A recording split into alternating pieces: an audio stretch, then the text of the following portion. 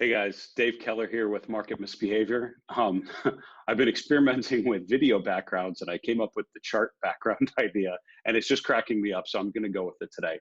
Um, but a quick story, I love to start presentations sometimes sharing the lesson of when I first started to learn flying an airplane and went to do the pre-flight, sat down with the instructor, got out to the plane and very quickly learned the value of checklists, right? Like you don't just take the plane out to the runway and go up in the air. Before you've even thought of doing that, you have 100 odd different steps that you've meticulously gone through to make sure that you confirm that from a mechanical perspective, communications, emergency, systems, all of that are all functioning as they should, right? And while it doesn't eliminate the chance of something going wrong, it certainly minimizes the probability of that happening and maximizes your opportunities for success. And it's all driven by checklists. So, just starting on a Cessna 172R, you have this little laminated flip book and you're going through and visually saying, is it this? And you're saying it out loud. You say, yep, the rudder's working fine. And you actually move it.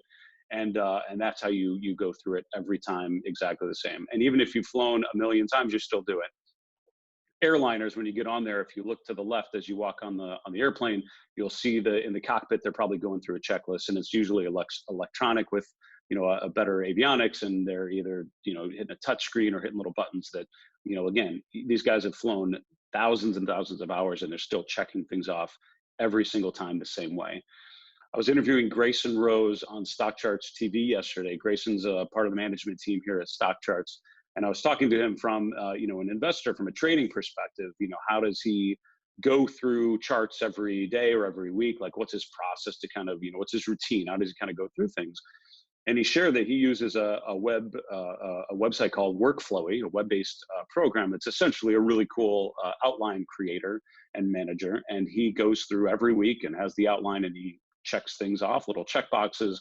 And that's how he makes sure that he follows all the charts in a systematic way and does it the same way every week. And we talked about the value of looking at the same information, the same charts, the same data, the same look every week the same way, because what that allows you to do is, besides being well informed for that week, it also gives you a trend over time. You're much more better equipped to recognize when things change, when there's an inflection point, when there's a improvement or downturn in the data, because you've been looking at it every week, right? And you're looking at it in a consistent way.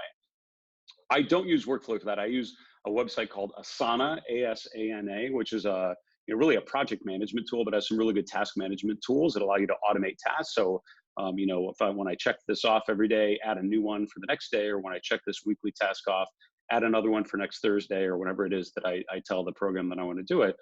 That allows me to systematically go through the same things every day, every week, whatever it is. And I use that for all parts of my business and for everything that I'm doing, even personal stuff as well.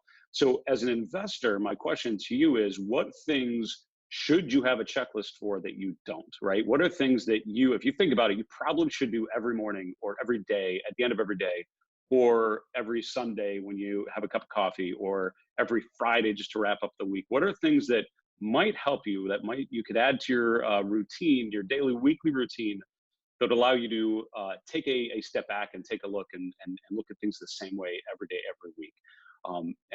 What programs could you use to try and automate that and make sure? And again, it sounds like a little thing to have things listed out and manually go through and check them off, or have them written out where you cross them off, but don't minimize the importance of actually doing that. Don't just keep it in your head. Put it down in a format, on a screen, on a piece of paper, and manually cross it off. And that's where you're going to get in some pretty good routines and set yourself up for some success.